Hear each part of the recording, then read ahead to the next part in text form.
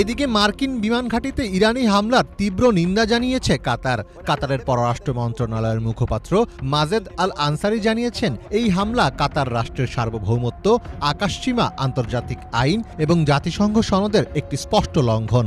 এই আগ্রাসনের প্রতিক্রিয়া জানানোর অধিকার কাতারের রয়েছে। এছাড়া কাতারের মার্কিন ঘাঁটিতে ইরানি হামলার নিন্দা জানিয়েছে আমিরাত ও সৌদি আরব। তবে মার্কিন ঘাঁটি লক্ষ্য করে ইরানের এই হামলাকে স্বাগত জানিয়েছে ইরানিরা।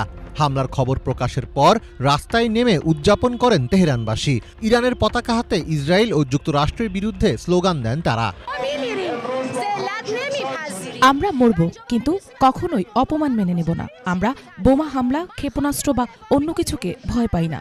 আমরা আমাদের ভূমিকে রক্ষা করছি। তোমরা যদি আমাদের আঘাত করো, আমরাও তোমাদের বারবার আঘাত করব, যতক্ষণ না তোমরা বুঝতে পারো যে ইরান একটা সিংহের দেশ।